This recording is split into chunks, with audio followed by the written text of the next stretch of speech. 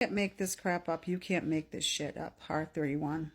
The saddest news today was the passing of the Pope, Pope Francis. I think it was 7:35 this morning in Rome at the Vatican. He was considered the Pope of the people. Believe it or not, the Pope picked Pope Francis, and basically, from what I understand, was a very wealthy man. Gave up all his wealth to pick up the cross and follow God. You know, I have a connection to him. He's my namesake. And the church I attend to is St. Francis of Assisi. So it just really was disheartening to hear that. However, I did hear news of another man named J.D. Vance who went to the Vatican, who was persistent and insisted to see the Pope, based on, I gather, from what I'm hearing, rumor has it, tweets that he was displeased with. It was as if he was on a mission to straighten things out with the Pope. And I gather the Pope sent his second in command. The man has just gotten over pneumonia. He's 88. Even that alone wasn't enough. Vance insisted he see the Pope. And so he did, and I gather the Pope spent some time with him and went into a great deal of lengthy discussion about how he felt disparaged and disappointed what was going on in this country, especially what we're talking about right now, all the Venezuelans going to El Salvador and the treatment of, human life.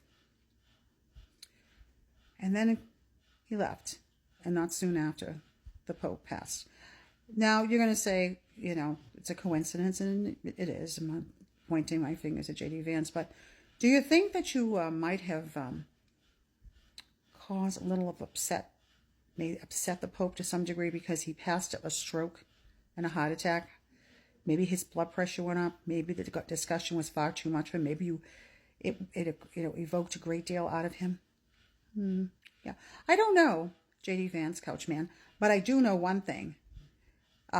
He did make a mention about you being a Catholic, which you have, I gather, converted in 2019. And I can't believe that this is how you would treat someone who was not well and not taking consideration that was probably not the best move. I saw you a little bit. I know you're not feeling well. You know what? You knew he wasn't feeling well, but you just couldn't leave him alone. Could you? And then he passed away. Now let's move on to Hegseth the drunk, who's going on and on a rampage, about the leak, and there's all this, rumors and this conspiracy theories. And of course, people are leaving, basically exiling him. People in his staff are quitting. And then we see a lovely photo of you with your children that look totally out of place, like something's wrong, like the deer in the headlights look, because you're on a rampage. And I'm thinking, did you have a few this morning? Because one sideburn is longer than the other. Okay, yeah. It's just a total harry-carry up there. But let's not even go. Let's just segue out of that. Then you have Kristi Noem, who goes into a restaurant, and lo and behold, someone steals her purse, and in the purse is her personal identification, which I feel bad, but then $3,000 worth of cash, and she claimed she was going to give this to her family. And children just want to throw the money at them. Normally, when I give children money or family members, I put them in envelopes. I, put a card. And then I'm thinking to myself, could this have been something else, like what I think about Michael Corleone from Godfather? It's set up. Because ironically, they knew you had everything in your little baggie. What, do they have x-ray eyes just on your bag?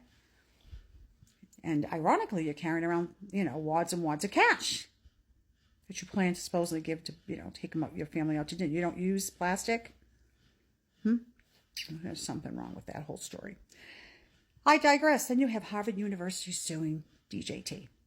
Yeah, because, they're like, what, bring it on. You know what? You sent a letter, you said by mistake. They're not playing games. They've got more money than God. But don't feel too bad, because there is an alumni that works there that is in detention in Tennessee that was picked up. And believe it or not, she is the only one that she has this microscope that can detect cancer. But no one else can use it but her. and she fled Russia in asylum. And now she's just hanging around for months since February, MIA with ICE, when she should be helping, should be out of that location, helping with, what they're trying to accomplish with, I don't know, curing cancer. Yeah. But no, let's even go further. We have little DJT still, banging the ground like a little child, huffing and puffing, wailing back and forth, going after Jerome Powell. He wants him out because he won't lower interest rates because he said so. And Jerome Powell's like, okay, he's worked Sachs. He's worked for Carlyle Group. He's got more money than God. And he's like, yeah, you want to play that game with me? I'll bring it on.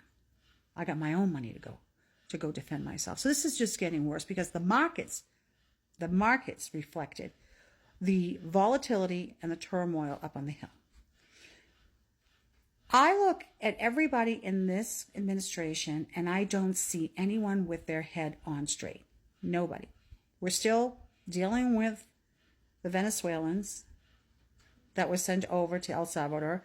Now you got the president of El Salvador trying to make a deal with the president of Venezuela. I'll trade you for your people. This is a joke. I thought he said nobody leaves. That's what he said. I can't leave to, have terrorists come out of my country over to the United States. That would be wrong. But it's okay to do it with the Venezuelans, right? That's okie dokie smoky. Yeah, everybody's drinking from the Kool-Aid. There's no question in my mind. Everybody's drinking from that Kool-Aid over there. And even at the end of the day, I hear everything going on. The court system still fighting on Aliens Enemy Act and Boasberg and his ruling. But the best part of it all is Elon Musk. Elon Musk is going to come up with a new system. And this new computer system is going to help quickly vet people. If, the ones that want to get into the country and pay their way to get citizenship for $5 million. Well, they're coming up with a system for that. So you can just pay as you go.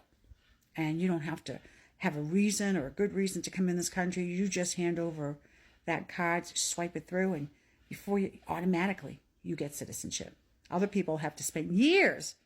People that don't have money will have to go through the long road. But no, if you've got 5 million, you're in like Flint. Yeah. This is what I call a debacle. And it just keeps better. It gets better and better. So who knows what tomorrow will, I'm afraid. I'm going to be honest with you. I expect even over tonight, there'll be something else. That's all.